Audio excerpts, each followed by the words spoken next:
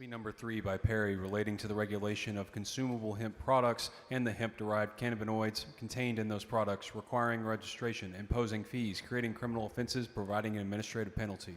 Mr. King.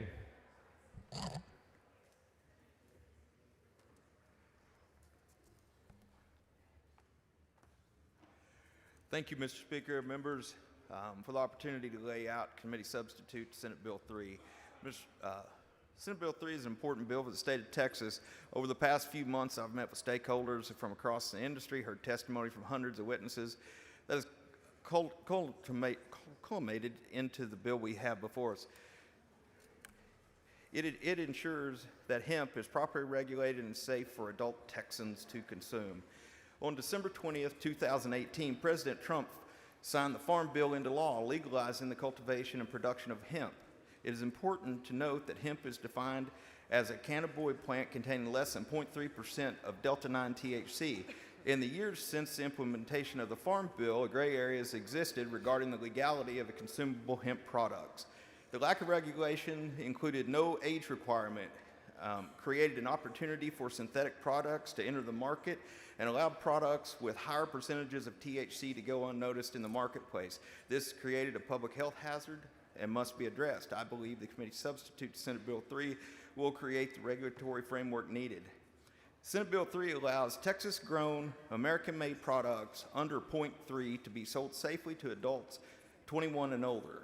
These products will be required to be tested by DEA-approved labs and will be sold through the three-tier system similar to alcohol. This bill prohibits vape pens, but will allow the sale of tinctures, hemp flour, hemp beverages, and other consumables. Importantly, Senate Bill 3 will prohibit these products from being marketed in likenesses to children's snacks such as Cheerios, Nerd Ropes, etc., and will prohibit these products from being sold in stores that are not limited to 21 and older customers. This will help get rid of the 24-hour vape stores that have popped up all over, and particularly next to schools. Some of you may have heard from constituents regarding THC-induced psychosis, and Senate Bill 3 will address this concern by banning all synthetic or converted cannabinoids as well as higher doses of THC. Science has proved that these manipulated versions of THC, such as Delta-8, are responsible for these episodes of psychosis, and they do not belong in Texas.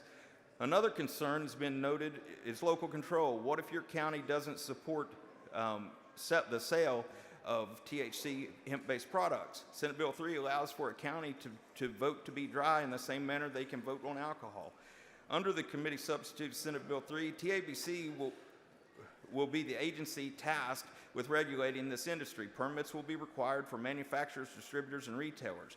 While hemp beverages will be sold in the current three-tier system, other hemp products would be able to be vertically integrated, allowing a manufacturer to also distribute their product.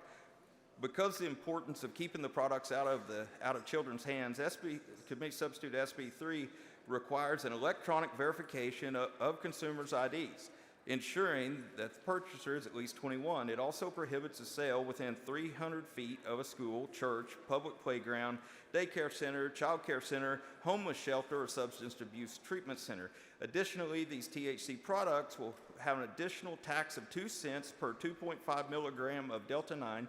Half will go to TABC to regulate the industry.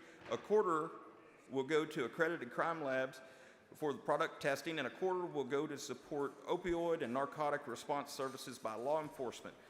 Ultimately, members, these products are federally legal and can be mailed directly to the consumer. Thank you, Ms. T. Even if Texas passes a total ban, a complete ban would maintain the status quo, just putting more of it on the streets unregulated. Committee substitute Senate Bill 3 now would create a rigid regulatory framework to protect all Texans. I do have a perfecting amendment. Mr. Reynolds, for what purpose? Mr. Speaker, I raise a point of order under House Rule 4, Section 32C3 on the ground that the bill analysis incorrectly describes the rulemaking authority delegated within the bill. Bring your point of order down front.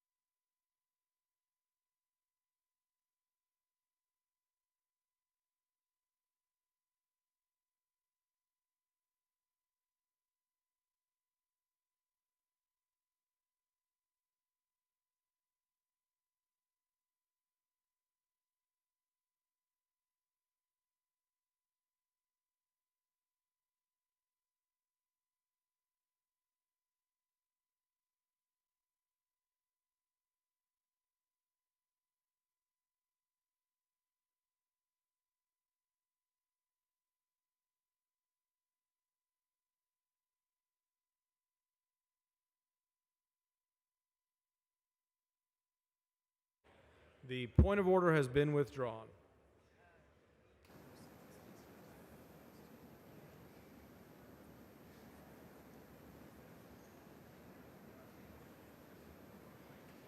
Mr. Speaker, Ms. Doorkeeper, Mr. Speaker, I have a messenger from the Senate. The door admit of the the House. messenger.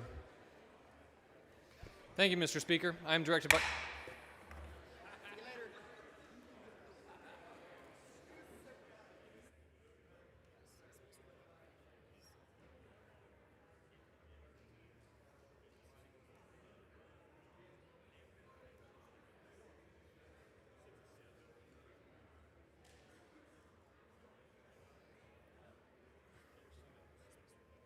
Is Mr. King on the floor of the House?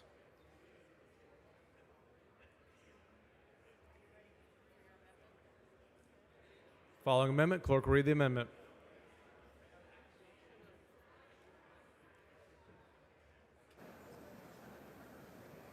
Amendment by King. Mr. King.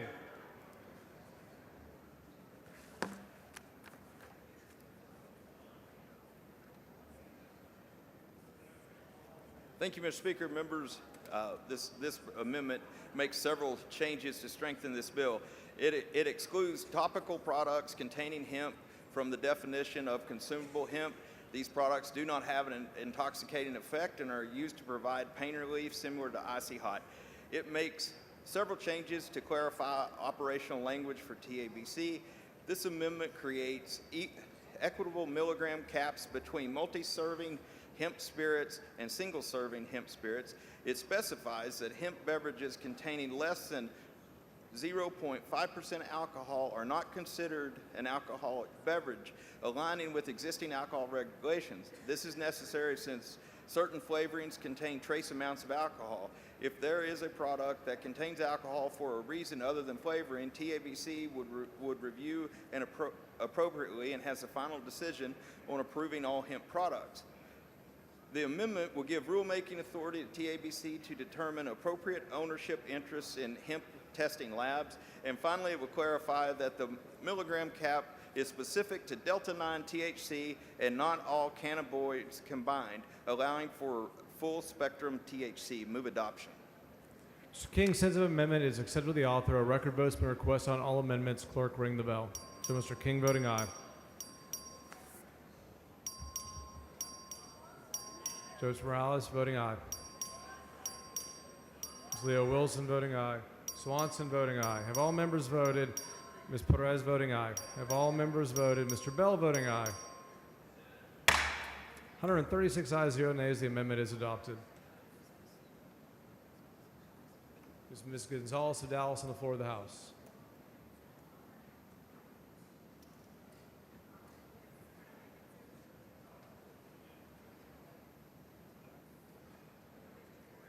The following amendment, the clerk will read the amendment.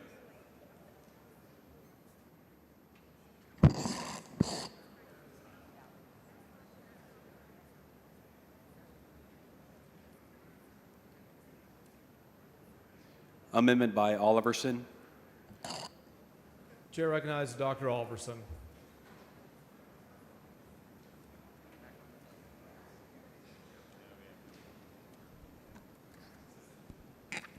Thank you, Mr. Speaker. Members, I am proud to be laying out a floor substitute to SB3, which restores the original intent of our state's hemp laws and closes a dangerous loophole that has been exploited at the expense of public health and safety. Let's be clear, no social good comes from the legalization of intoxicants. What began in 2019 as a bipartisan effort to support Texas agriculture has since been hijacked by a cottage industry of unregulated THC sellers. House Bill 1325 was never intended to legalize intoxicating THC products. It was intended to support farmers and promote an industrial hemp market that was designed to encourage the development of non-consumable hemp products like fiber, rope, and textiles. Instead, we now have the largest pseudo-legal THC market in the country, not through legislation, but through regulatory drift.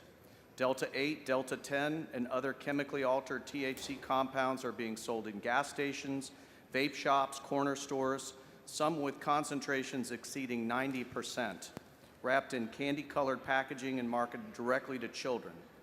As a physician, I cannot in good conscience support a system where Texans self-medicate with unregulated, inconsistent, and highly potent intoxicants. These substances are not medicine. They are psychosis-inducing, overdose-prone chemicals masquerading as relief. These products being sold are not tested, not dosed consistently, and not supervised by a medical professional. Even major beverage manufacturers have abandoned efforts to mass-produce hemp drinks, recognizing that safe and uniform THC dosing in commercial products is nearly impossible. This substitute bans the sale of all consumable hemp products that contain THC. It draws a bright, enforceable line with no wiggle room. It bans the sale of synthetic and semi-synthetic THC products, regardless of whether they come from hemp or marijuana. No more Delta 8, no more Delta 10, or chemically altered THC extracts. No more legal gray zones. We are not banning hemp. We are banning high. This amendment will preserve the right to grow industrial hemp and sell non-intoxicating CBD and CBG under current state and federal law. But if it gets you high, it is not legal anymore. We will not be allowing the sale of THC-based intoxicants in any forms. According to data from the Texas Poison Control Network from 2014 to 2018, there were only 42 calls for exposure to semi-synthetic cannabis. From 2019 to 2024, following the passage of HB 1325, there were 3,129 calls. Members, that amounts to a 7,350% increase in the number of calls to poison control after consuming these products. Even more horrifically, the number of calls for patients aged 0 to 5 increased 1,305% during the same period. In Fort Worth at Cook's Children's Hospital, there was a 51% increase in the number of children under the age of 3 who tested positive for THC between 22 and 23. And in UT Houston emergency room, physicians are seeing alarming rises of overdoses among children who inadvertently consume laced gummies or laced chocolate bars. But the crisis isn't just impacting our kids. In a survey conducted by public health researchers in my home county of Harris County, Texas, every single retail chain investigated sold food products marketed as containing more than 1,000 milligrams of THC per piece. It should be noted that this dosage is more than 100 times the legal serving and container limits for states such as California and Colorado, which are recreational marijuana states. Adults consuming these high-potency products, often without any knowledge of how much THC they're actually ingesting, and recovery experts are raising alarm about a sharp increase in patients presenting with psychosis, hallucinations, and suicidality related to synthetic THC use. And that's why this amendment doesn't just ban intoxicants, it also puts in place essential safeguards. Any product that remains legal under this bill will have to be properly labeled and placed in child-resistant packaging to ensure Texans know what's in the bottle and to help keep dangerous substances out of the hands of our kids. Members, taking this bill back to its original form is about common sense, public safety, and legislative integrity. It aligns our laws with the original purpose of House Bill 1325, supports law enforcement, protects our kids from powerful intoxicants disguised as harmless snacks and beverages. Mr. Speaker, Mr. Tyndall, for what purpose? will the gentleman yield for questions? Gentlemen yield for questions. I yield for questions. He yields for questions. Thank you for this amendment. I've got a few questions that you and I have talked about a little bit. The first thing that comes to mind are veterans. We're getting a lot of discussion from veterans, but I want to cover T-Cup. And some people may not know what that is. It's the Texas Compassionate Use Program. And it's used for people that have cancer or that are military members, maybe with PTSD, but it's for those types of people. Is it true that this session we expanded that program? We expanded it massively. Is it also true that your amendment doesn't touch the Texas Compassionate Use Program? The Texas Compassionate Use Program is specifically exempted from the provisions of this amendment. And this so bill. I could use any of the different types of people that can go get a prescription, but I'm a veteran, so let's just use veterans. So veterans will still have access to THC through getting a prescription, is that correct? Our veterans will have 10 times the access at a minimum that they currently have access to through TCUP. So let's talk, because you're a medical professional. I'm a retired military guy. People are currently self-medicating by getting this THC that is potentially not very well regulated and could say 10 milligrams and it could be 6, it could be 20.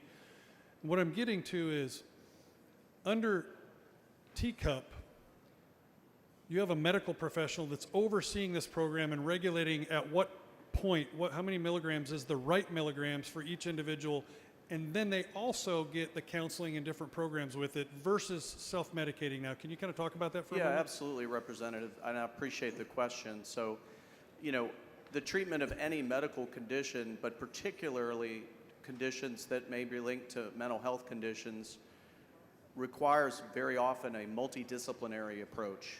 And we know for a fact that that actually works much better than just giving somebody a pill. I mean, I'm sure this won't shock anybody in the room, but there are no miracle cures out there. And so when somebody goes and sees a physician and gets a diagnosis, and maybe they have some PTSD, or maybe they're struggling with anxiety, that involves getting a lot more than just a drug or a drink or something to put in your body. That involves seeing a counselor, that involves getting therapy, that often involves peer support. And so, you know, there's a letter that was put out yesterday from a physician. He's a former Navy doctor. He's been treating veterans with PTSD for 37 years. He's a strong believer in the use of cannabis and cannabis products to treat PTSD. But as he points out, this absolutely has to be part of a comprehensive treatment program. The first thing I learned as I learned to treat chronic pain as an anesthesiology resident in my training is that self-medication is often the first step to treatment failure. And folks need the accountability, they need the direction, they need the ability to know that the dosage, the purity, the consistency, and also the other therapies and treatments that go along with a medication are very, very important to getting and maintaining long-term remission from disease. You know, it's interesting you mentioned that. I think that was Corey Birchman. It is. I've talked to him several times when we were putting the compassionate use program together. While we're talking about veterans, I want to mention that the body does care about veterans, because we just passed a bill that tries ibogaine. Do you remember that bill? I do, and I know you and I both voted for that, and I think almost everybody in this chamber, maybe everybody in this chamber, was in strong support of that. But let's not forget that this Texas Compassionate Use Program isn't just veterans. It's a lot of other people that have access to this. I want to move on to I hear a lot about the Texas and the federal farm bill. And you and I both know, I think it's 0.03%.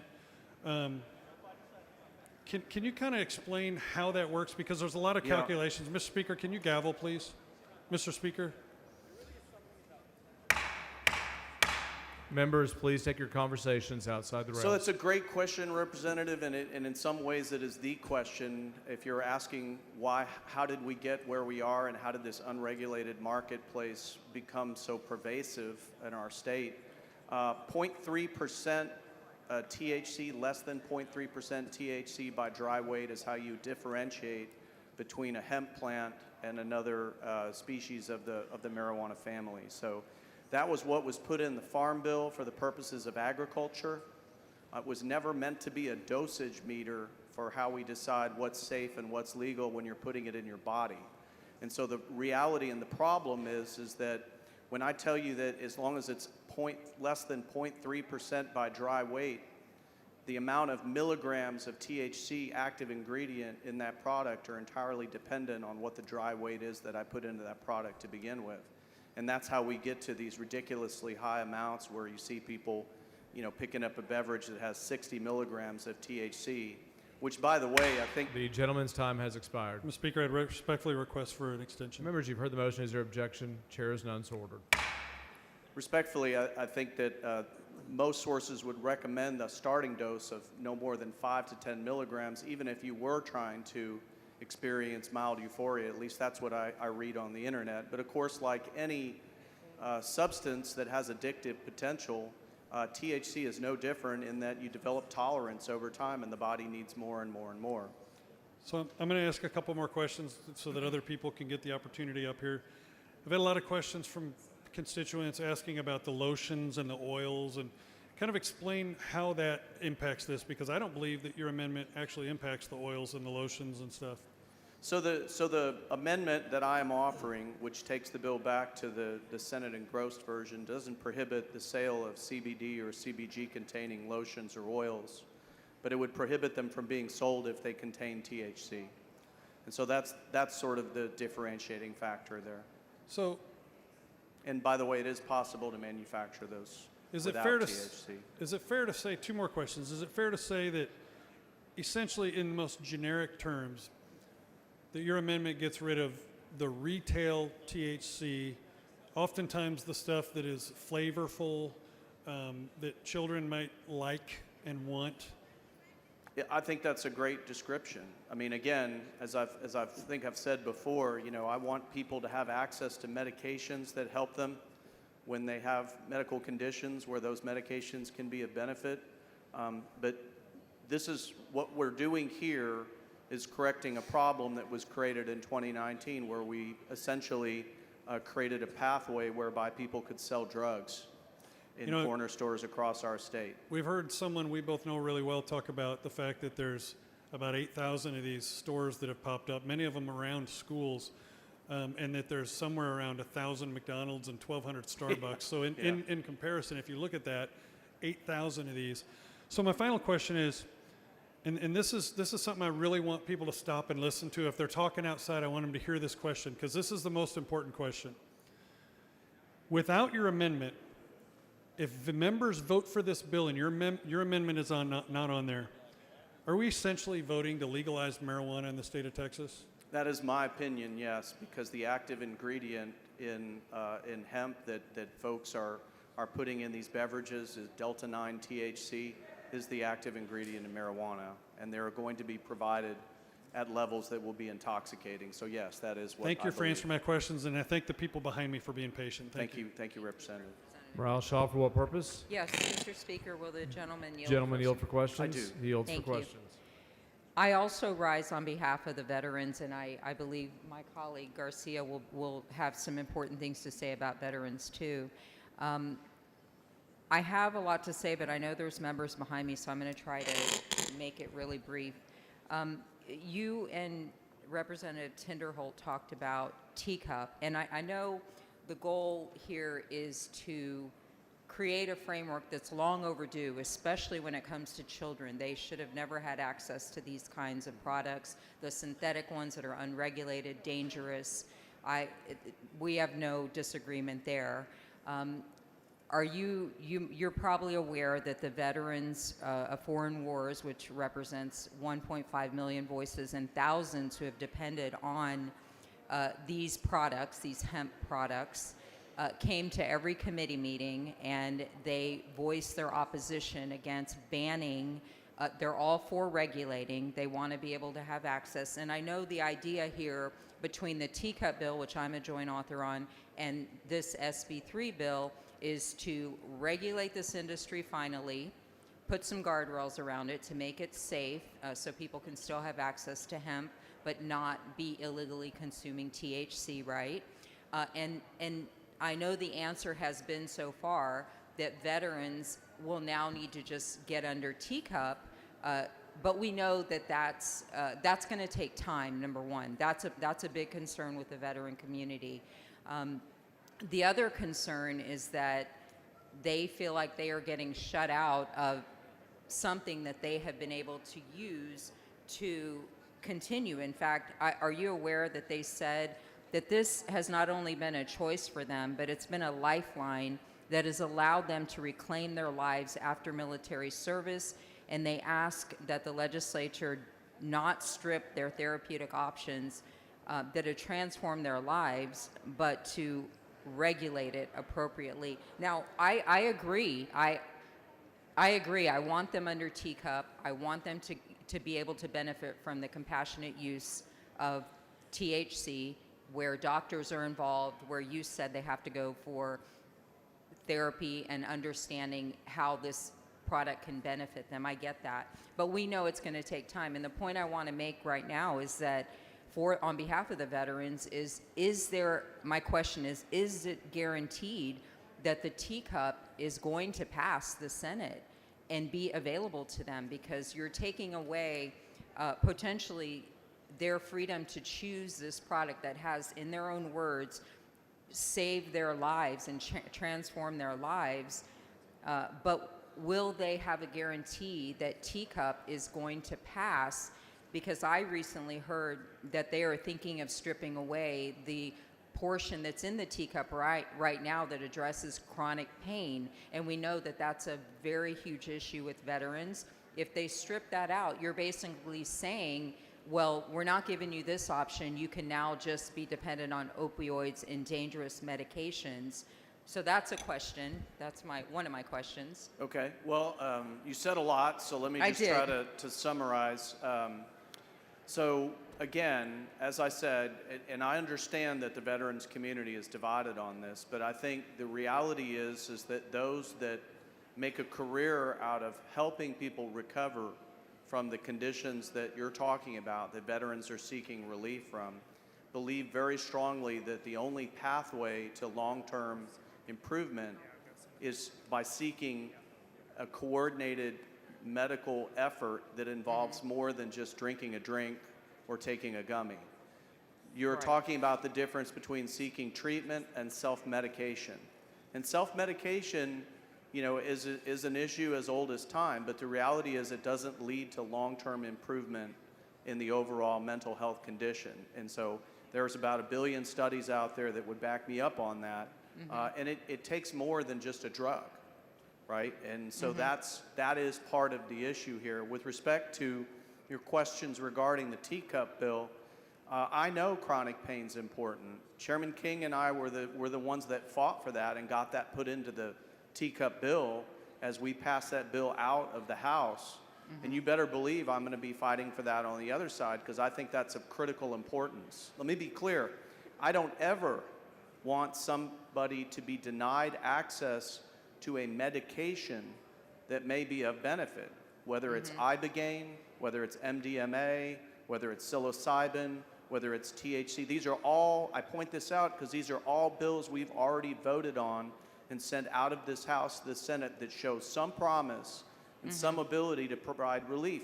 But the thing is, all of those bills were structured around the idea that you seek medical treatment and then you get better as a result of the treatment plan that you and your provider come up with. You don't drive to the corner store and self-medicate and expect long-term relief. So that's my answer. Well, they have been self-medicating, and it's been saving their lives. And we pass a ton of bills here every day to benefit veterans: college tuition, free state park entrance, spousal benefits. But would you agree with me that none of that matters if they're not alive? We know that we lose more than one veteran every day in Texas to suicide, and that this has been a remedy for them. So I just want us to Well, I want them to continue to have access to the remedy. I want it to be part of a treatment plan that actually lessens the risk of adverse outcomes, including suicide, which we can do a much better job of that. Self-medication is not a mechanism for long-term improvement in mental health conditions. And what the veterans have, the ones that have been dependent on these products, have said is that Texas trusted us with sophisticated weapon systems worth billions of dollars to defend American freedoms abroad. Shouldn't lawmakers trust us to make responsible choices about our own health care at home? I just want to point that out. I just hope that we find a balance, because I don't want there to be a gap between getting rid of this access that they have right now, and they're saying we're smart enough to make our own choices. We're not talking about children here. And when we get teacup up and running, that is comprehensive. And I appreciate your commitment to chronic pain. It's a huge part of this bill that will help thousands of veterans to basically stay alive and to continue to be with us. I don't want to continue because I want other people to say stuff. Representative. The gentleman's time has expired. Motion to extend. Members, you've heard the motion. It requires unanimous consent. Is there objection? Chair hears none. Extend. Is there objection? Chair hears none. Extended.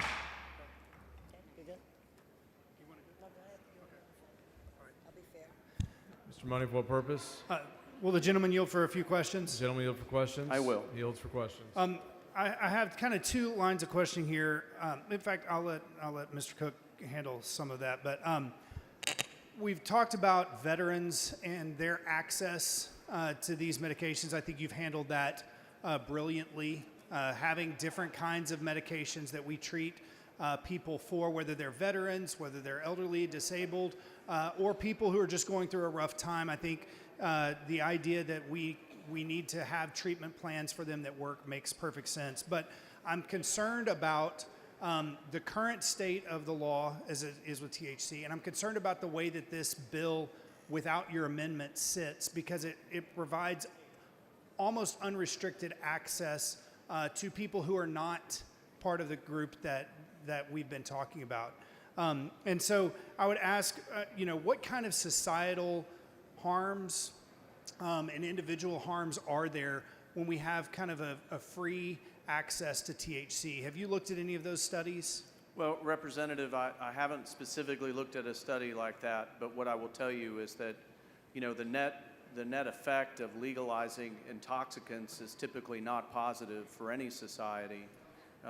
Whether you tax it or you don't tax it, you never end up getting back to what it costs to enforce it and deal with the societal, social, and individual consequences that come from it. And I think it's important to point out that although the THC substance has not been shown to be as dangerous in a single dose as fentanyl, it does show many of the same types of effects on the body that other drugs of addiction show.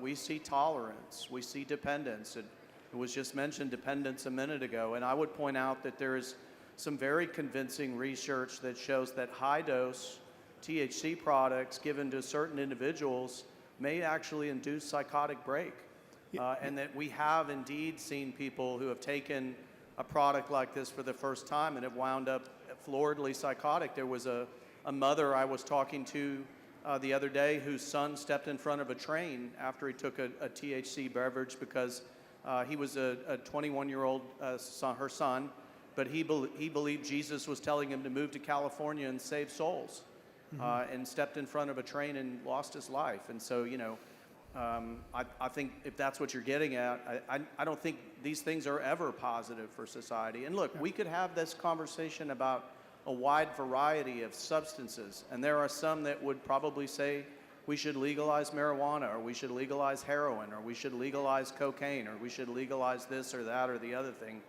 But I do not believe that the evidence shows that that's a net positive for the people of our state. Yeah, I'm gonna give you a few stats that are all from studies from reputable journals in the past 2 years. A 2023 Lancet Psychiatry study, one of the top medical journals in the world, found that high-potency THC products, which is above 10% THC, increase psychosis risk by 40% in young adults. And as we've already talked about, Texas' current hemp market already offers products that exceed 30%. 90%. 90%. We're talking about very, very high potency that is going to increase psychosis risk in young adults. In a 2024 study in pediatrics, we found that 30% increase in adolescent cannabis use in states that legalize THC. Adolescents. The Journal of American Medical Association Pediatrics said that Colorado's legalization led to a 50% increase in youth cannabis use disorder rates.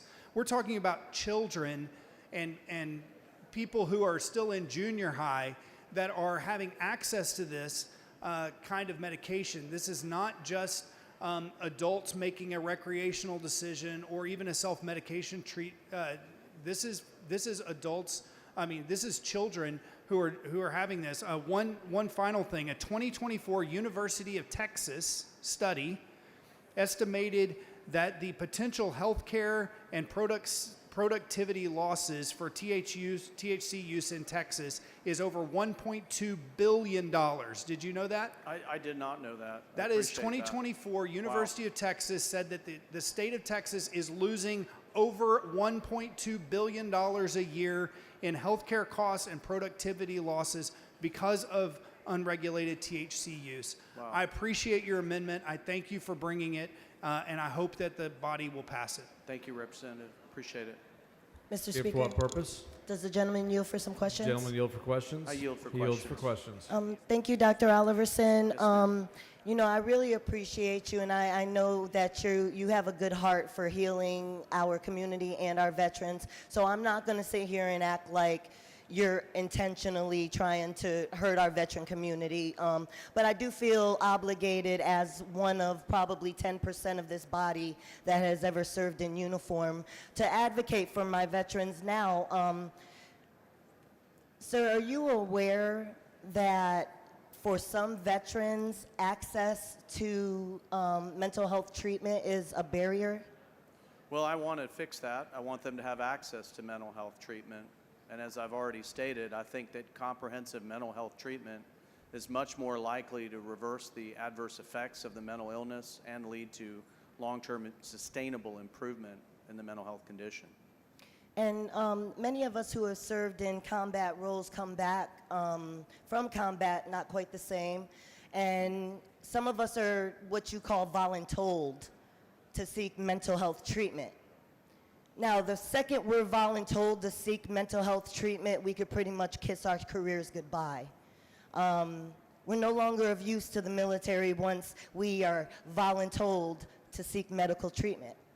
So could you understand why some veterans would have a resistance to seeking mental health assistance? Yes, I certainly can, and that's why I think it's important to point out that Teacup is not in any way affiliated with the VA medical system, and actually the bill that we passed out of this chamber creates some very specific parameters for enrollment in Teacup that would protect a veteran from having to be identified or labeled as having a mental health condition that they did not want to be labeled as.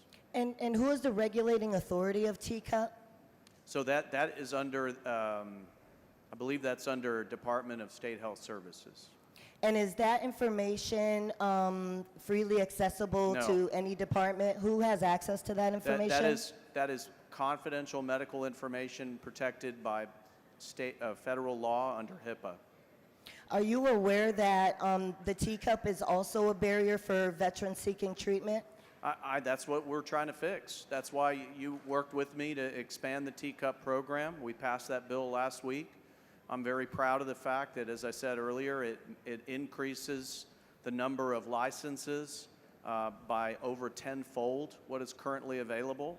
We anticipate that there will be increased demand when this bill passes with the amendment on it, and so we want to be prepared for that. And I know that we're running short on time, and I want to be mindful. Can you please share with me some legal, logical, as a medical professional, treatments for PTSD and TBI, some of the injuries that veterans experience? So I am not an expert on the treatment of PTSD. I am basing my statements to you today based on the testimony of the experts that have decades and decades and decades of experience in treating veterans that are struggling with PTSD and anxiety and depression and other service-connected injuries that they've sustained. Would you agree that oftentimes Xanax and Klonopin are prescribed to our veterans to help quiet the nightmares in their heads just to function every day? I can't speak to that. I don't know the answer to that. That is true. Are you aware that other pharmaceuticals like Abilify, Lamictal, also take your pick of, you know, any of the pharmaceuticals that you see on TV that are meant to help with psychotropics? Are you aware that the military will give us any psychotropics that we need to include Xanax and Klonopin? I am not aware of that. As a medical professional, do you agree that those substances are severely addictive and very dangerous? I think, Representative, that the reality is in the treatment of these conditions, the best treatment is multimodal. And I think that the studies would back me up 10,000% on that. And so there may be different pharmacological therapies that are tried, but ultimately it's a combination of that and other things. As I said in my statements earlier, there is no magic bullet There is no, pill that you can take or drink that you can take that's going to magically fix the damage that you sustained serving our country, and I'm grateful for your service, by the way. But that is multimodal therapy is what works. And as a you got to get into a medical treatment program to access that. You're not going to access that at the corner store. Mr. Gentleman's time has expired. Mr. Speaker, can we extend time, please? Motion to extend time. Is there objection? Chair is none, so extended. Sir, as medical professionals, you're aware that I served 20 years in the military medical field, was trained as a combat medic. I'm a dental hygienist, dental therapist by trade. Yes, ma'am. But we also understand that our Hippocratic Oath makes sure that we provide all treatment options available to make sure that we are causing no harm. Correct. And I believe that's what I think that is what the teacup bill, not this bill, but that is what the teacup bill does. Would you agree that THC is a far less harmful therapeutic method than Xanax and Klonopin? I would say that it is far less prescribed and it is far less researched, and that the data is probably not very conclusive for me to be able to make that statement. Representative Oliverson, I have a very great respect for you, sir. I just wanted to let you know that I firmly believe that a total ban on THC products is it's establishing a very dangerous precedent for our veterans who have access to relief now. And I think that's very critical when we're losing veterans every day. And because of that, I humbly, I oppose your amendment. I am for 100% regulations, and I think we do need that. But I just ask that we please not eliminate functions and options that are currently available, that if we're honest, I looked it up. I have seen no deaths caused by THC in Texas. I've looked it up. I've seen no death caused by Delta 9 in Texas. And the very last thing that we could possibly do is sell out more snacks. So at the end of the day, we please want to maintain these options for our veterans. Thank you, sir, for taking my questions. Thank you, ma'am. Appreciate you. Mr. Frank, for what purpose? Does the gentleman yield?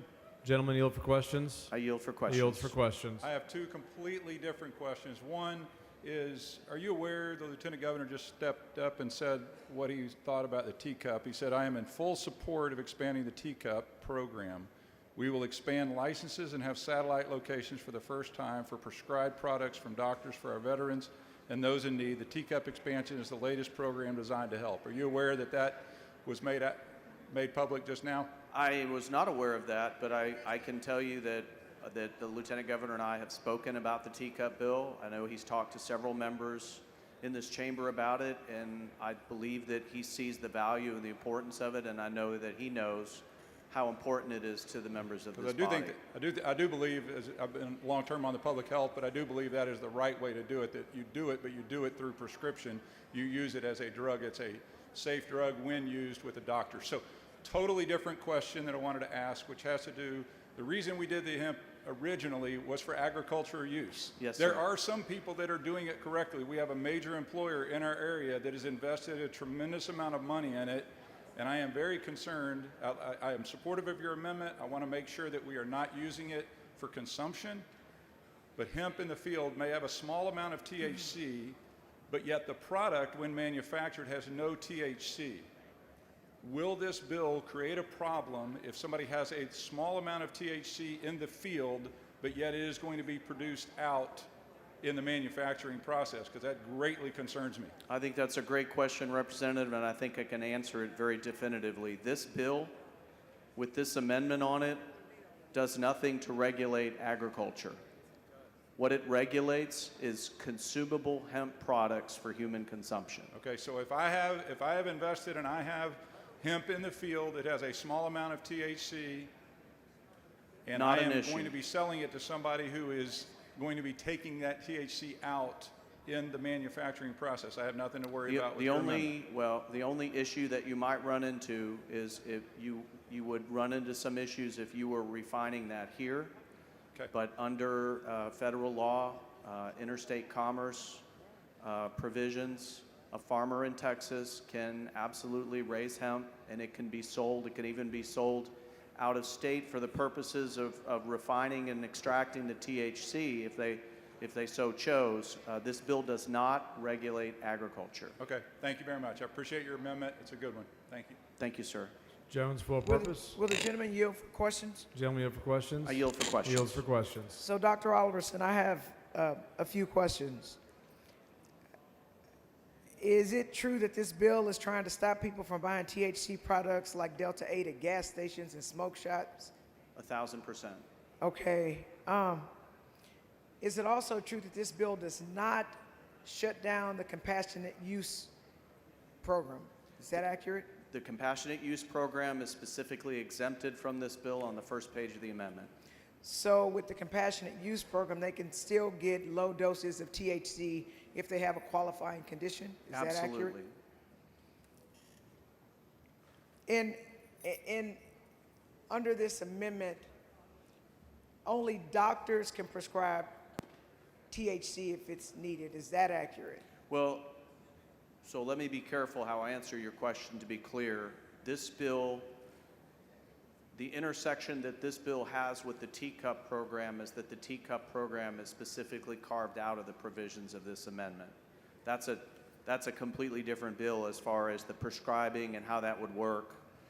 What this deals with is consumable hemp products for recreational use. So if I have a condition, I'd have to go to a doctor's office. They'd have to prescribe it. Am I right so far? Yes. And after they prescribe it, I take my prescription where? You would take it to a licensed provider of the medication. That, again, this is in the teacup program. It's not in this bill. But I still think people want to I understand how they totally cross. get it. I mean, I believe. But you're right. You're right. That's, Right, so that's I go- how it would work. And so, how much does it cost if you know? I do not know, but I will say this.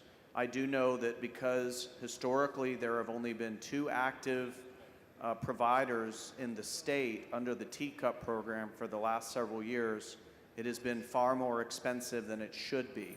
And so one of the things that we did through the other legislation, which is not this bill, is we massively, 10 times expanded the amount of competition in order to make it more accessible and more affordable. So I was concerned about that. So are there going to be certain licenses? And then the question becomes, Of is course. there an outlay of money to be able to be one of the licenses? I mean, do you have any idea how many licenses there are going to be?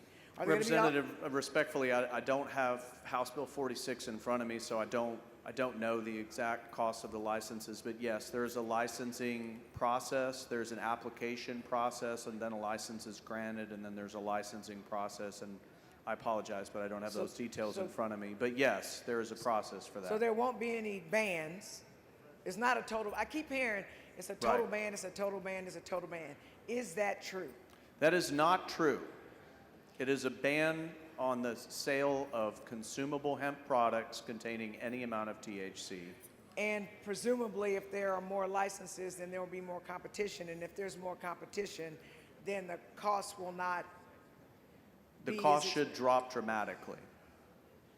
And especially as demand increases, as people go into the teacup program, looking for relief, looking for treatment for medical conditions where THC has been shown to be beneficial, I would expect the prices to come down dramatically. And there's been a lot of talking about PTSD with veterans, and I think I've shared this before. My dad was a veteran; he was a Marine. My uncle was a Marine. Both of them came back and were not the same, and they killed themselves. I suspect they both had so sorry. PTSD. Thank you. What about those people? We've heard that veterans, I guess, are used to being able to go get THC wherever they get it from. Now they'll just have to go to a medical doctor. That's right. Who will treat them. Right, and I think it's worth pointing out that the bill that we passed contained language that allowed a veteran with any medical condition to qualify to participate in the teacup program. So we were trying to be very sensitive. The gentleman's time has expired. Thank you. Yes, ma'am. Thank you. I believe I have an amendment to the amendment. I'm sorry. The Mr. following, Speaker. Mr. Wu, for what purpose? Mr. Speaker, I raise a point of order against further consideration of SB3 under Rule 4, Section 18B, Rule 4, Section 20, Rule 4, Section 32B10 of the House Rules. Bring your point of order down.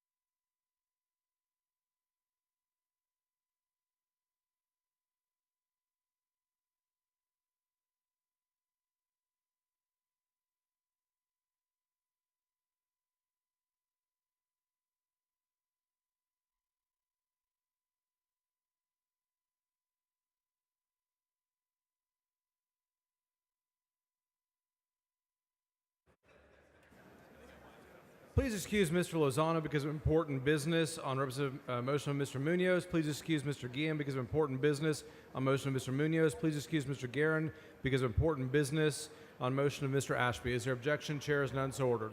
Point of order has been withdrawn.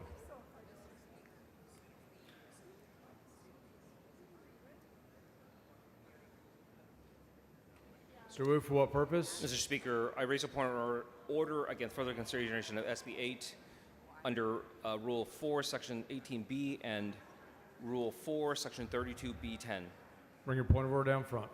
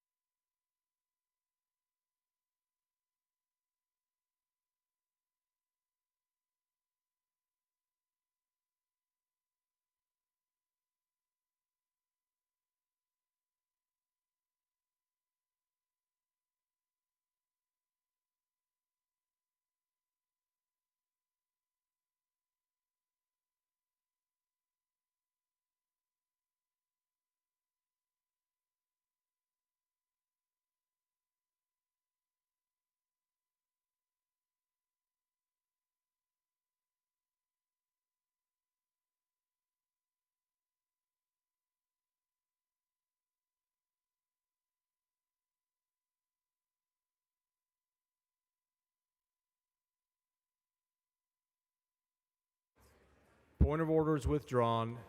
The following amendment to the amendment.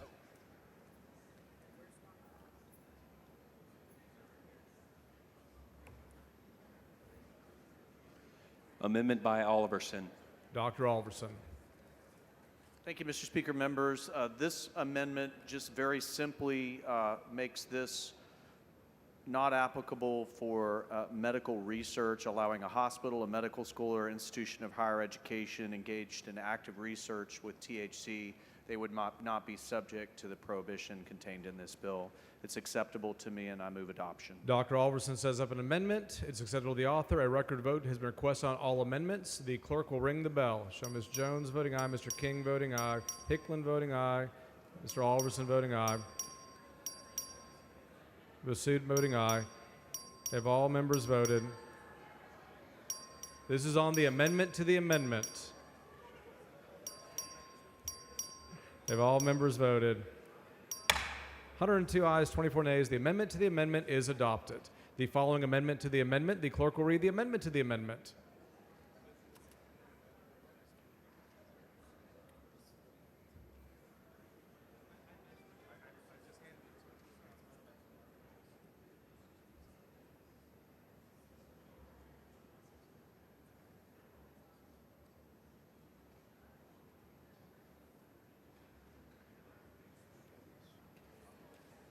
Amendment by Moody.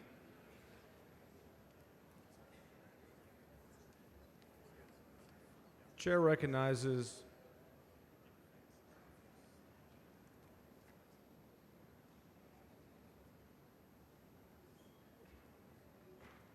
Mr. Moody on the amendment to the amendment.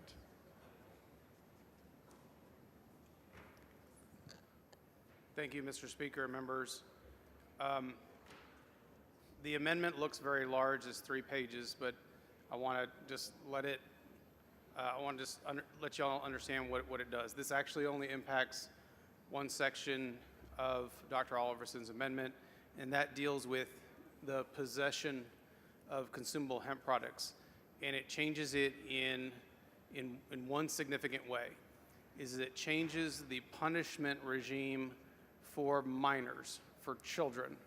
So, as we've talked about before, 17-year-olds are adults, so they have a different treatment here because they may have had prior offenses when they were minors or children, 10 to 16, that would be subject to our justice system for juveniles.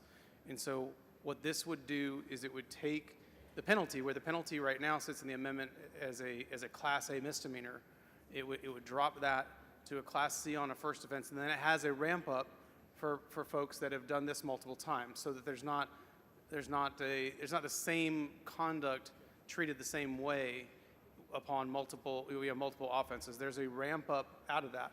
The reason being, and this is, while I'd like to claim this idea as my own, it certainly fits in line with the way that I've worked on things like this before, but Texas Medical Association and also the Texas Pediatric Society were folks that talked to both Dr. Oliverson's office and mine about handling juveniles differently. And if this sounds repetitive, it's because it is. We handle juveniles differently in our criminal justice system. And so all this would do is, if in the adult system, we're going to leave it as it is. And for our juveniles, we're going to stair-step them, but we're going to start them with a Class C offense that is expungable. And I'll tell you why that's important, because if you leave it as a Class A misdemeanor, that's going to be declared delinquent conduct, or could be considered delinquent conduct. And those records would only be eligible to be sealed. And if those records are only sealed and not expunged, government agencies, including universities, so young people who may want to go to school, who maybe made a mistake young in life, if they want to get an occupational license to get a job, this stuff would still be attainable if it's only sealed. If they want to join the military, Mr. Speaker, if it's only sealed, for a purpose. will the gentleman yield for a question? Gentleman yield for questions. Yes, ma'am. He yields for questions. Thank you. So, Representative Moody, let me check for understanding. I was just speaking to the author of the amendment because I'm trying to understand the overall amendment and then the impact of your amendment to the amendment. So, under the Oliverson amendment, we are criminalizing possession of hemp with THC? Well, so there's a few different criminal Okay. penalties that are in the amendment, and this one only touches the possession part, right? There's manufacturer delivery. There's the other ones that are a little bit more serious offenses. This is dealing with mere possession. Okay, so the amendment criminalizes the possession, and your amendment says it's a different penalty, not Class A misdemeanor for a minor. For and minors. then depending on the number of times that they are. Yeah, and it does it in a little bit, of a strange way because we have 17-year-olds that are adults in our system. So that it does treat them slightly differently because let's say you had repeat offenses, but they were a child, 10 to 16 when they had their first or second, and then 17, so they're an adult when they had their third. It's going to treat them a little bit differently so that is captured because we have a weird system in Texas. But the 10 to 16-year-olds are going to be treated as Class C misdemeanors and then a ratchet up from there. It's going to have driver's license implications for them. So this is not without accountability. They're going to have to do community service, and that community service needs to be, they're also going to take substance misuse education, and the community service that they have to complete must relate to the prevention or misuse of drugs. And so we are tailoring this to teach these young people, if we are going to make this a crime, that we're going to give them the ability to, first of all, if they do the right thing and they've gotten in trouble, they can get this off their record. So it's not going to have impacts if they want to join the military later, they want to go to college, university, they want to get an occupational license, right? Let's give them that opportunity. And then it stair steps up from there in terms of multiple offenses, because in prior conversations about conduct like this, one of the major refrains I've heard is, what are we doing for those who continue to engage in this activity that we say should be criminalized? And so there is a stair step here as well. So that's what the amendment does. I wanted to take a little bit of time to explain it, just because it is a large amendment, but that is essentially what it does. It's my understanding that is acceptable to the author, so I appreciate Dr. Oliverson accepting the amendment. Thank you, members. Ms. Moody sends up an amendment. It's acceptable to the author. Record vote's been requested on all of these. Record vote. Clerk, ring the bell. Mr. King voting aye. Dr. Oliverson voting aye. Have all members voted? Have all members voted? Mr. Anchia voting aye. Have all members voted? 126 ayes and 10 nays. The amendment is adopted.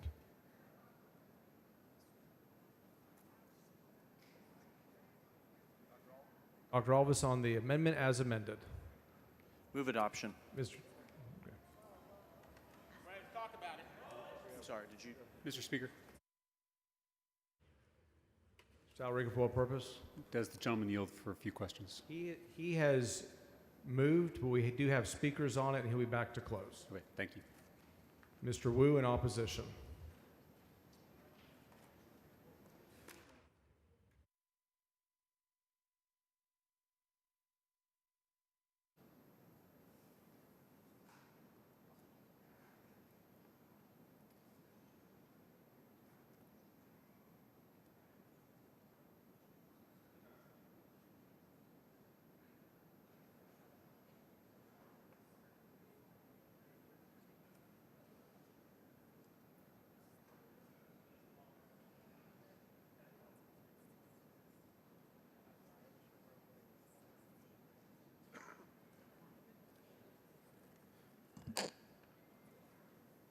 Thank you, Mr. Speaker.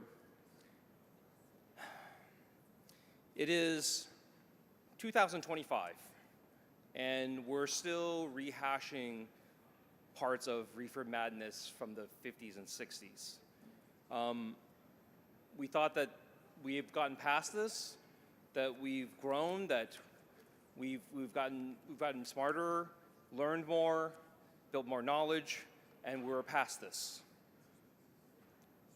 But here we are back again, trying to go backwards in time.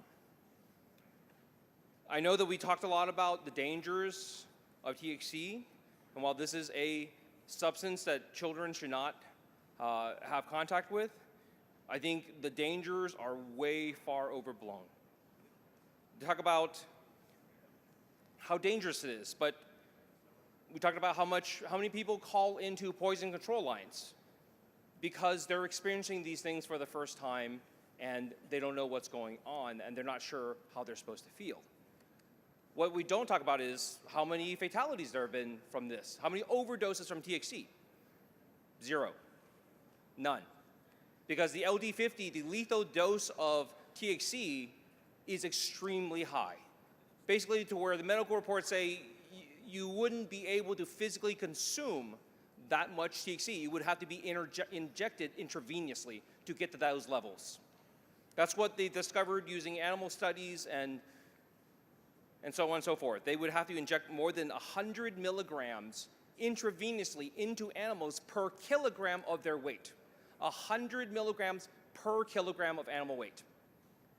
Basically to the point where there is so much THC in the system that it crystallizes in the bloodstream. And they said like no human could possibly ingest or smoke that much. It's not possible. We talked about how this is a beneficial program. This is a beneficial policy that has helped so many Texans, including veterans. And people say that we have an argument between the veteran community. There's no argument. The overwhelming majority of veterans groups, you've received those letters on your desk yesterday. The overwhelming majority of veterans are aggressively supporting legalization, supporting keeping the law in a regulated state and not banning it.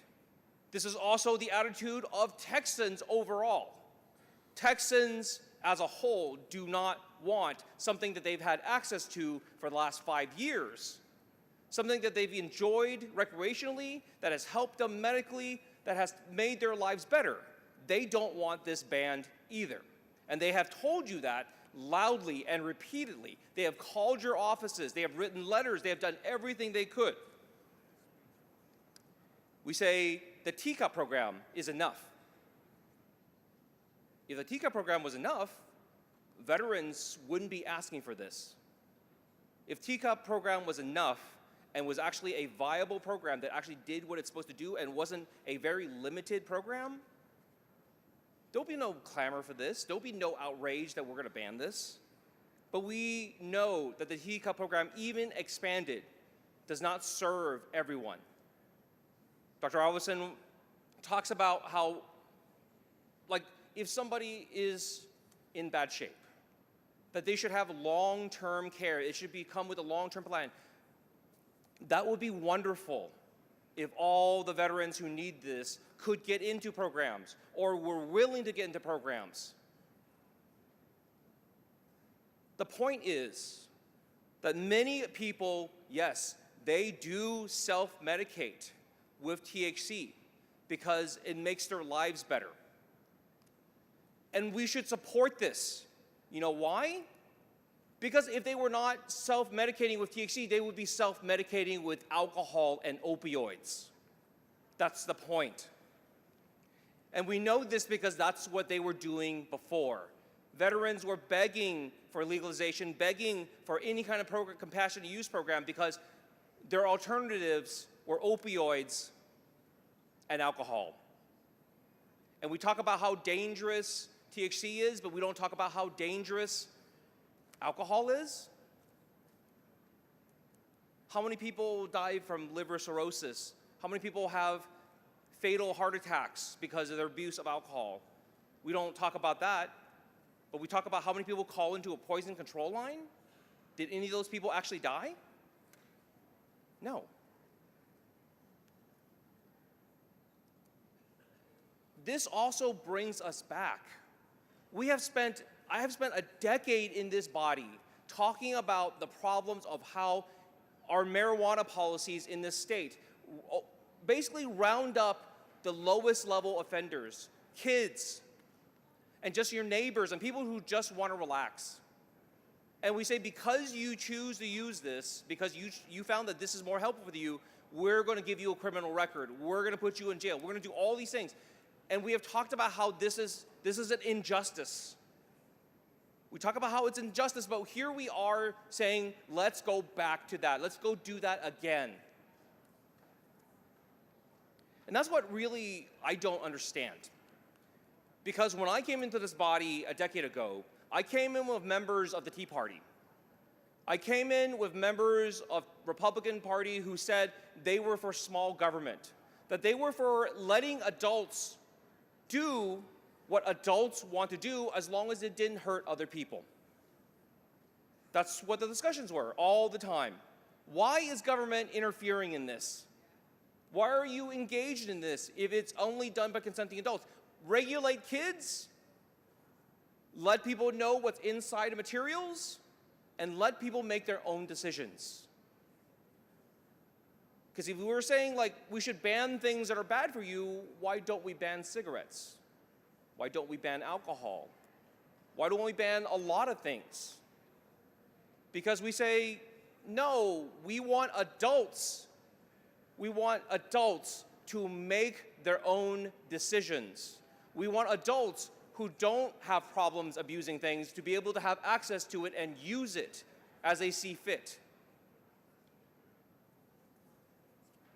Everything complained about by Dr. Alverson, every single point that Dr. Alverson brought up about why THC should be banned,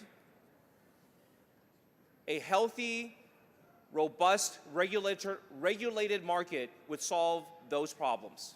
And that's what we're trying to do on this bill without this amendment. I would urge you to vote no on this amendment. Don't take away something that Texans like and want and often need. Mr. Lowe.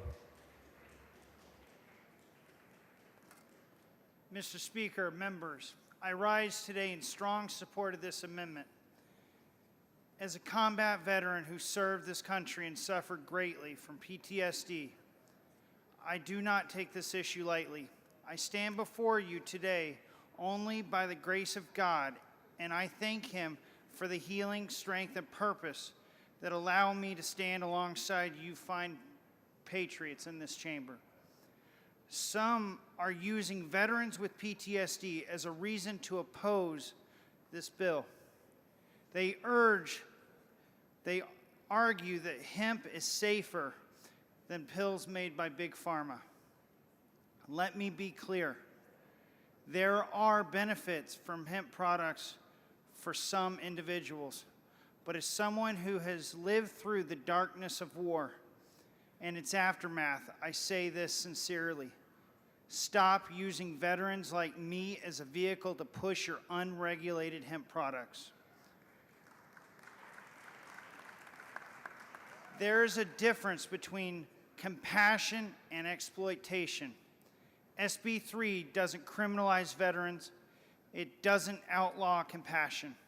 What it does is it places a reasonable, common sense regulations to keep potentially dangerous, unregulated products, often marketed to children, off our shelves. That's not an attack on veterans. That's called responsible governance. I urge you to support Senate Bill 3 and this amendment. Let's protect the public, uphold the law, and stop hiding behind those who served as a shield for an unregulated market. Thank you.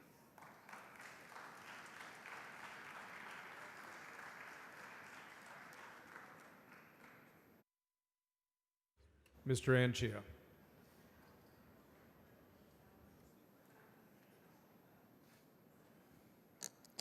Thank you, Mr. Speaker and members. I won't be long.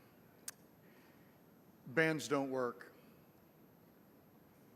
Products will find their way to market. Since 2019, these products have been regulated through the Department of State Health Services. It has, I think I recall from testimony, 3 investigators throughout the state. The committee substitute fixes that by putting boots on the ground to enforce a highly regulated, highly taxed regime through TABC. TABC is the most equipped agency to process licenses, review products for approval, and enforce these regulations. They're accustomed to this process through alcohol regulation, and it is better fitted to this program. Members, if we learned anything from Prohibition, we know that bans don't work. Everybody that I talk to on this issue, not on this floor, but out in community, say, hey, we need to highly regulate it, we need to tax it, we need to police it, we need to enforce it, but the ban will not work. And I really want to commend the author of the bill for working so hard on this. He's put hours into this because he too shares the knowledge that what we have is not an unregulated marketplace, it's an underregulated marketplace. We set up the program and we just never did right with the regulatory regime that would make it safe, effective, and easily enforceable. And that's what the committee substitute to SB3 does. I think the chairman has struck the right balance between enforcement and use in the marketplace, which we know will occur either in a legal marketplace or, if this amendment passes, in the black market, right? All the things that Dr. Oliverson talked about, and he's right about those things, they're dealt with in the bill. They're dealt with in this committee substitute. If you're concerned about synthetics, they're dealt with in the substitute. If you're concerned about enforcement, it's dealt with in the substitute. If you're concerned that your people don't want it, it's dealt with in the substitute. Your county could go dry through popular election. All those things are covered in the bill.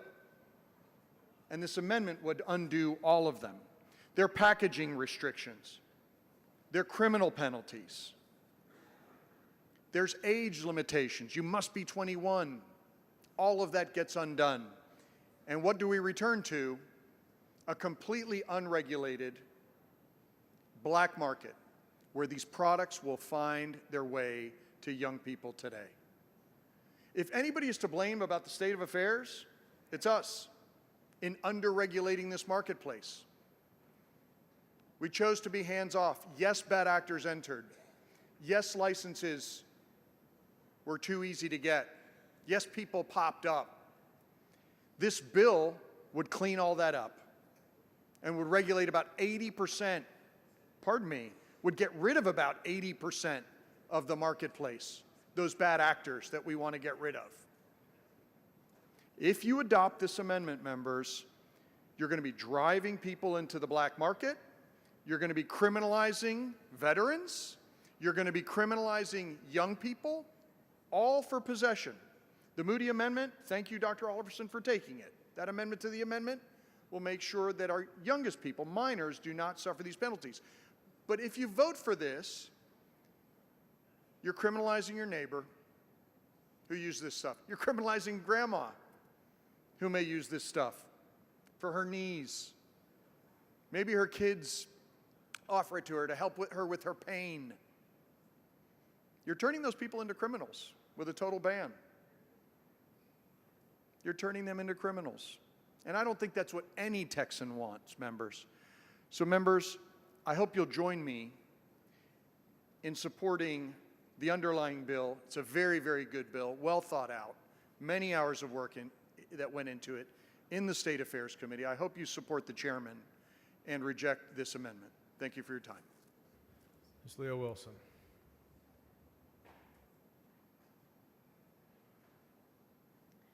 Members, I know it's really late, but as Mr. Wu was mentioning, we're going back in time. I grew up in the 60s and went through the 70s with Cheech and Chong and all of that. This is not the same. When we passed the hemp bill, we did not think we were getting into THC. And I'm going to tell you a story from the heart. I called my daughter, I have 5 kids. I called my daughter, who we had a real life experience with cannabis and THC. She spent 71 days on life support. I asked her if I could tell her story. This is a good kid.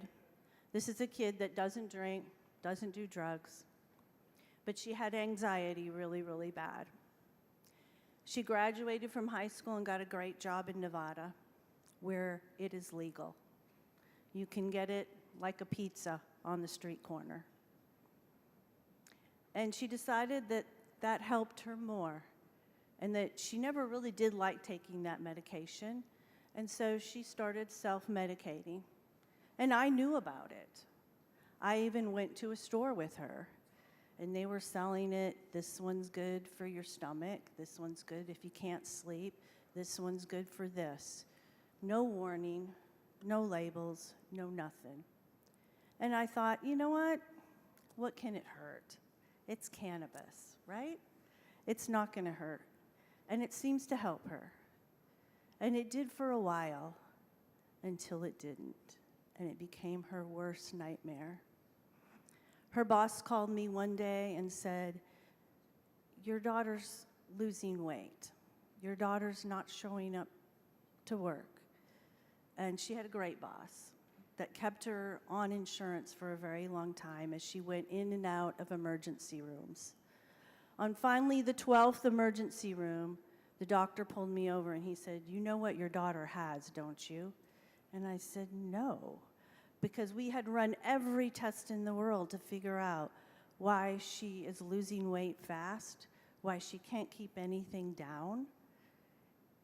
And he said she has what's called cannabis hypoemesis syndrome, and she's addicted to the THC, and she can't stop. And I had no idea what that was.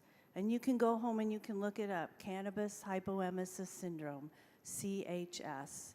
He said in states where it's legalized, 20% of our emergency room patients are seen with this. I had no idea. None whatsoever. So I started researching it. Well, she got sicker and sicker and sicker. She found relief in hot showers. That's one of the things that they do for relief, till it scalded her skin. She ended up being life-flighted by Angel Flight to a hospital in Denver. And I was frantic and I flew out. It's something else to see your child with tubes in and out of their nose and down their throat, and you don't know if they're going to live or not for 71 days. It was our nightmare. And it was caused from the THC and from what's called cannabis hypoemesis syndrome. She was allergic to the cannabis. We had no idea that cannabis could do this to a person. Her bones were sticking out of her. She weighed 85 pounds. Her hair was falling out. We honestly did not know if she would live or not.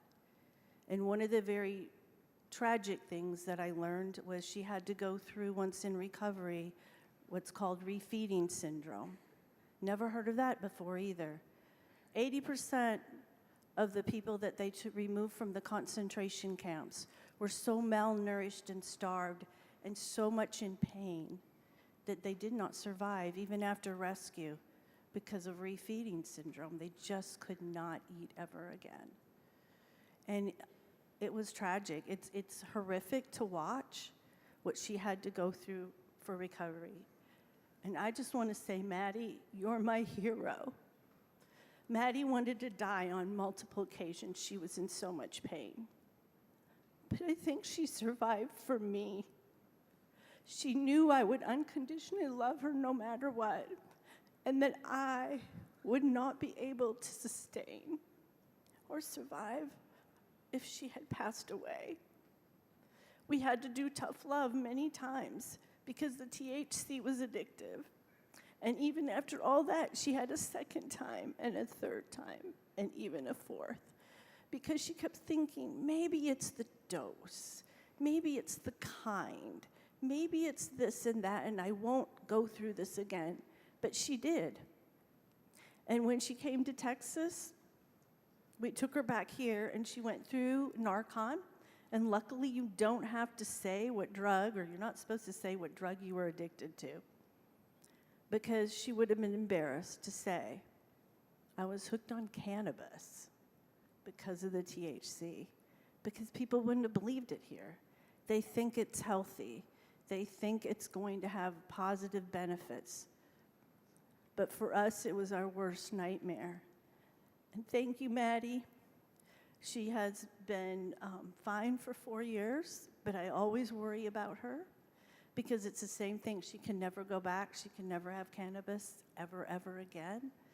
She can't be around people with it, just like an alcoholic, but she helps other people now.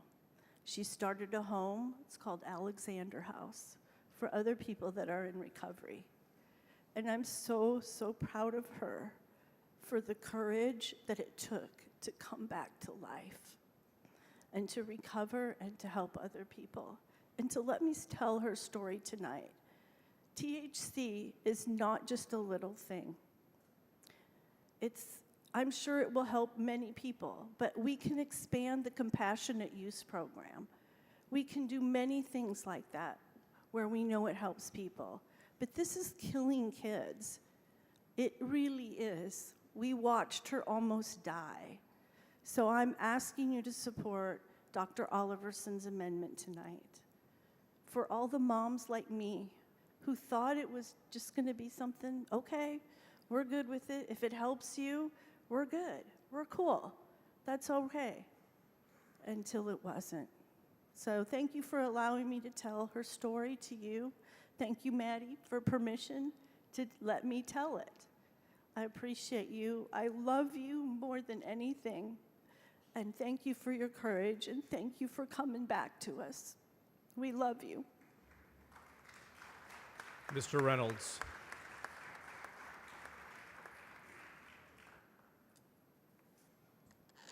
Thank you, Mr. Speaker.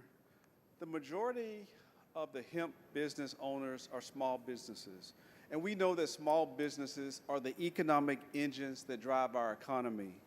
In fact, the hemp industry is one of the fastest growing markets in the United States. In 2020 alone, the hemp-derived CBD industry was valued at over $4 billion and continues to expand at a rapid pace. In Texas, a state that prides itself on being business-friendly, the industry offers thousands of jobs, contributes to our significant tax base, and positions Texas as a leader in the future of agriculture, biotechnology, and wellness. The ban of the hemp-derived THC would send a clear and resounding message that Texas is not open to innovation and risks stifling an industry with incredible potential growth in our home state. In fact, based on the LBB, we know that the hemp in Texas, if this ban would destroy over 50,000 jobs and cost Texas $1.6 billion in wages overnight, directly harming hardworking Texans who have built legal businesses like many of your constituents in your districts. A reckless ban would cost the state, this is based on the LBBs, these aren't my projections, millions in lost tax revenue, nearly $20 million by 2027 alone, money that should be funding our schools and infrastructure.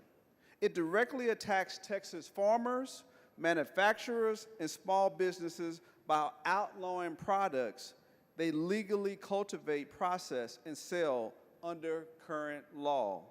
A total ban tells Texans what they can and cannot purchase or possess in a legal market, restricting personal freedom and ignoring the will of the majority of Texans. Now let's look at the public health benefit. We must consider the reality that the lives of the people who use these products. Many of these Texans use these products as a means of managing pain, stress, anxiety, and many of them for coping with insomnia. These are not casual or frivolous choices. These are individuals who rely on these products daily or weekly as an alternative to pharmaceuticals, that has created the opioid crisis, with fewer side effects and lower risks of addiction. For many of these Texans, this is their lifeline. This has reduced anxiety. This has reduced levels of suicide. By banning these products, we are taking away a natural, non-addictive alternative to these prescription drugs that can sometimes do substantially more harm than good. It's important to remember that responsible adults should have the right to make informed decisions about what goes into their bodies. We should not, especially most of my conservative friends in here, want to allow the government to take that away from them. We know that the bill as filed, rather than a complete ban, is what we should be focusing on, a clear alternative to effective regulation. We know that the hemp industry, like many others, can have its share of bad actors. That's why proper testing, labeling, and consumer protections are critical. But banning a product that does not address the underlying issue, it simply removes options for consumers and penalizes responsible businesses. Texas can and should create a legal framework that allows the sale of these products while ensuring safety, transparency, and quality control. We have the capability, the resources, and the creativity to make this happen. Now, I want to talk about personal freedom. Many of us talk about this a lot. Personal freedom and responsibility. At the end of the day, this is the question. Shouldn't it be up to Texans to make decisions about what they put into their bodies? We live in a country founded on the principles of liberty and personal responsibility. If adults wish to use a product that is derived from hemp, a natural substance, then they should be free to do so, provided it is responsibly produced and regulated.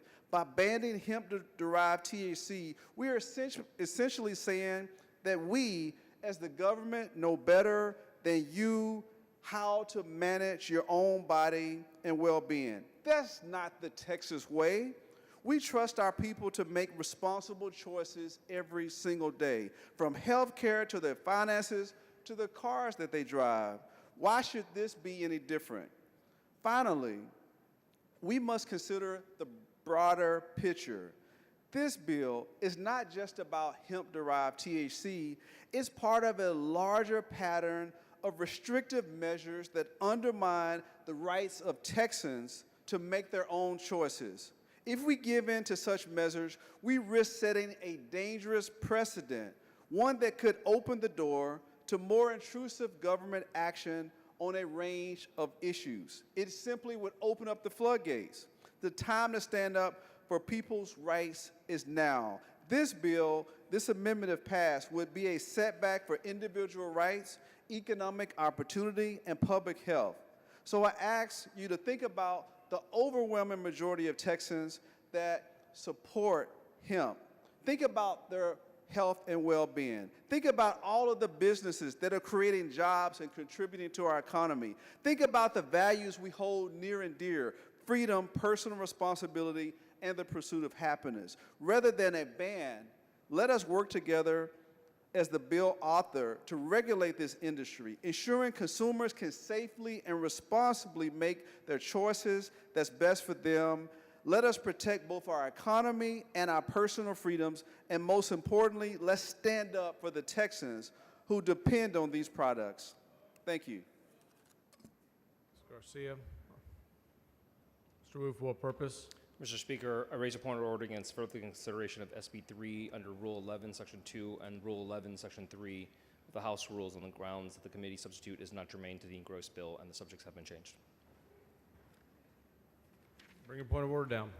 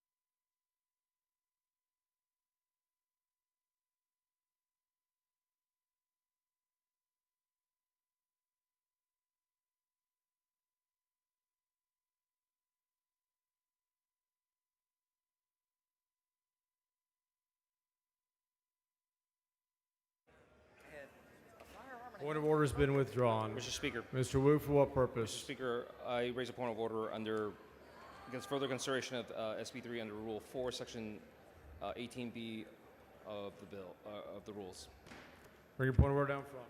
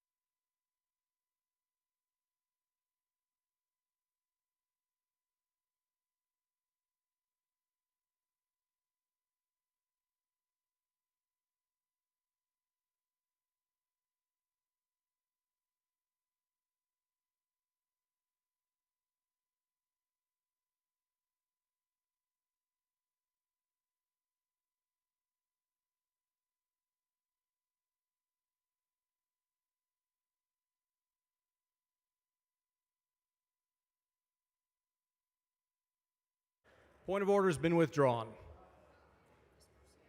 Ms. Garcia against the amendment.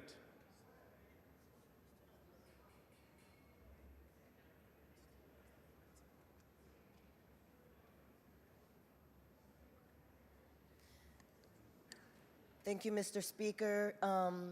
Members, as I mentioned earlier, I'm part of less than 10% of this body that has ever served in uniform.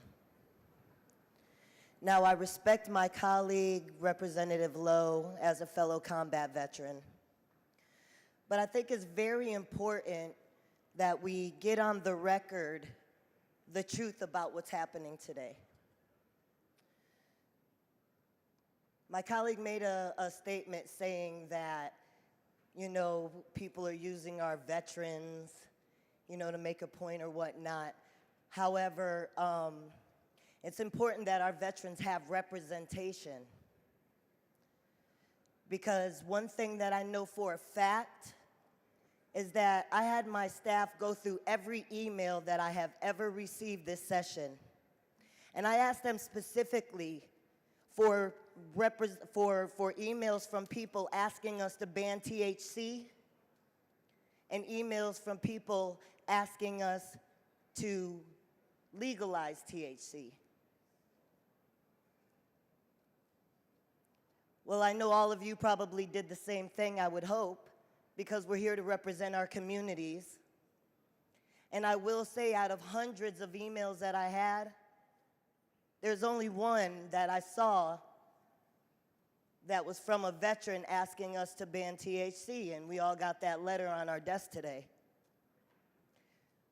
One thing that has me very concerned when we're talking about supporting our veterans, a lot of you walk around calling yourself patriots and you wear the pin on your chest to represent a very free country that we live in, that we're afforded the privileges because we have sacrificed. Again, those of us who have chosen to wear the uniform have done so with the inherent knowledge that we are giving up our lives for our freedoms.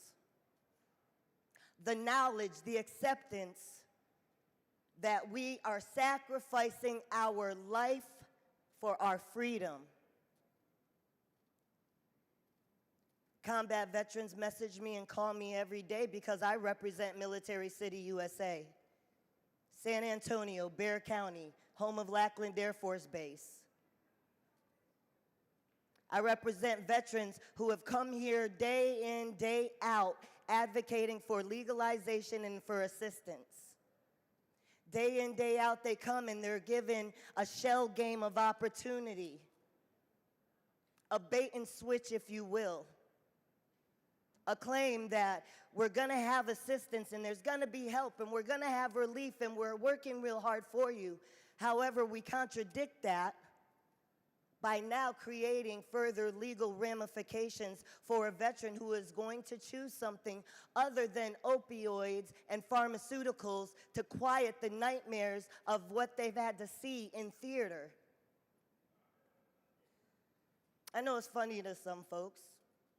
I know this sounds political to some of you, but we have a responsibility. And our responsibility is to make sure that we have options available to heal all of our community that's suffering from mental health. We sat here and we've talked about our homeless crisis geared in mental health issues. We've talked about the juvenile justice system geared in mental health issues, which now we are further criminalizing, because with this amendment and with this ban, it's guaranteeing that all of your children who come in contact with anything that has a THC label is now going to be criminalized. Your tío, your tía. Those veterans who are out at Blue Skies of Texas, a retirement home in Bexar County, retirees who, back when I used to serve as their bartender during their birthday and anniversaries, some of them actually were members of the Great Escape.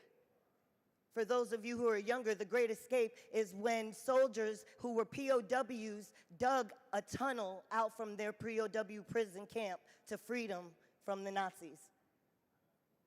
These were veterans who would beg for the opportunity to have access to cannabis and to THC and to other things other than opioids and narcotics to heal their ills. And these aren't your Cheech and Chong hippies, as one of our other colleagues alluded to earlier. These are people who have really sacrificed life and limb for their country. One of them being my husband, Ramon Salcedo, who has been shot by the Taliban.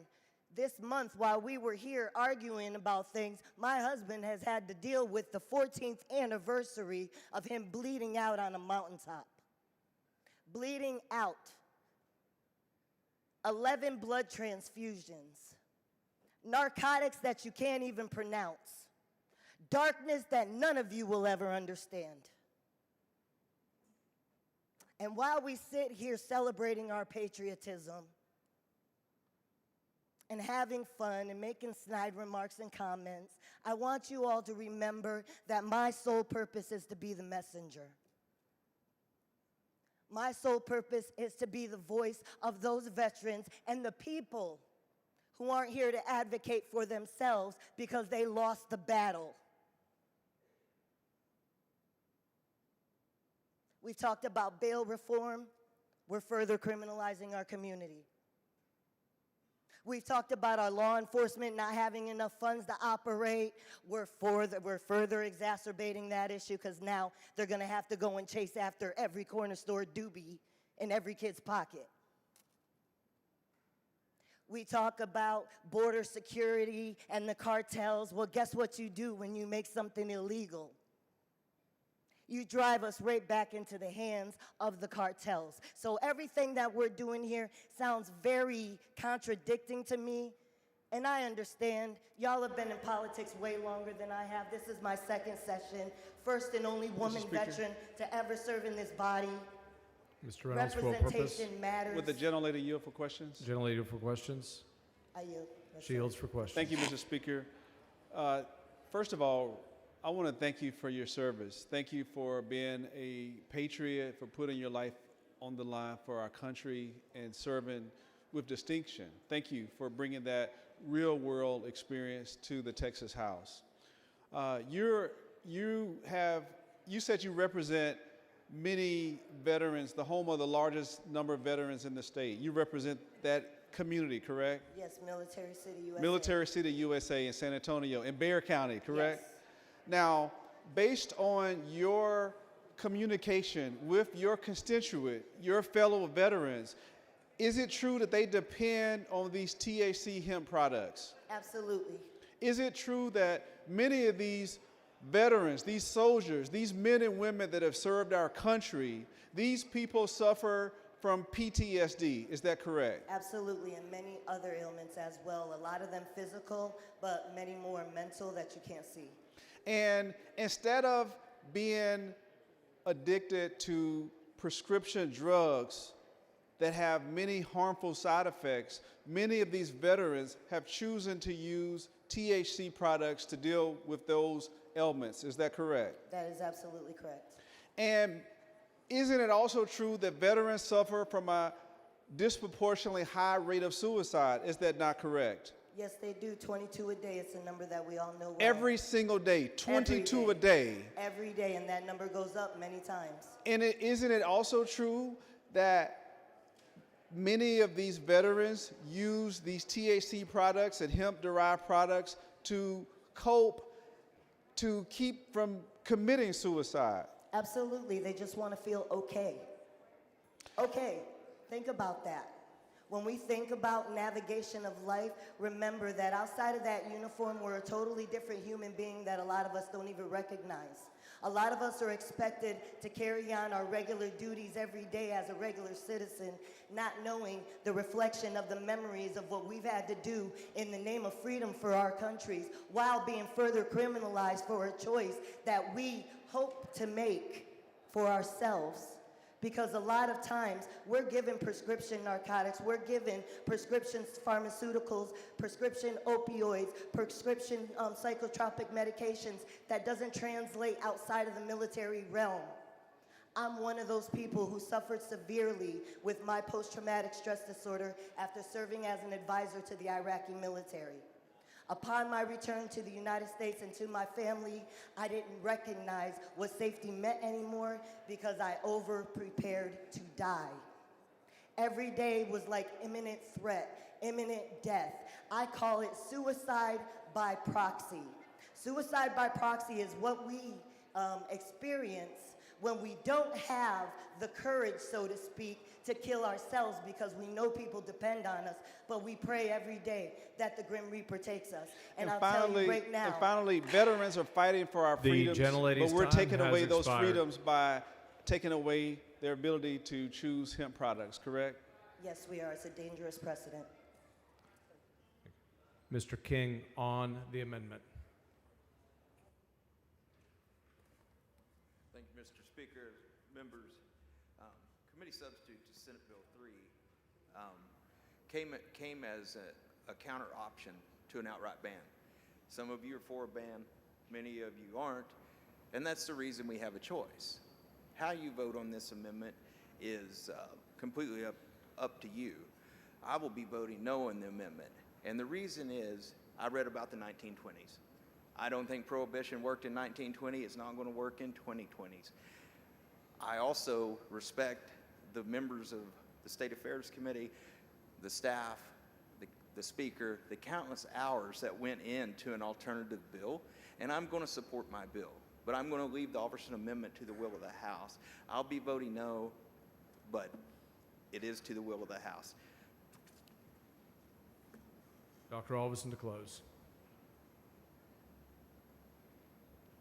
Thank you, members. I move adoption. Question occurs on adoption of the Alverson Amendment. It's a record vote. Clerk, ring the bell. Show Dr. Alverson voting aye. King, nay. Have all members voted? Mr. Leo Wilson, aye. Ms. Hickland, aye. Have all members voted? Have all members voted? 86 ayes, 53 nays. The amendment is adopted. Anyone wish to speak on, for, or against the bill as amended? Dr. Alverson to close. Go. King to close. Move passage. Question occurs on passage of SB3, the third reading, record vote. Clerk, ring the bell. Mr. King voting aye. Dinderholt voting aye. Have all members voted? Have all members voted? 95 ayes, 44 nays. Senate Bill 3 is passed to third reading. Chair announces the signing of the following in the presence of the House.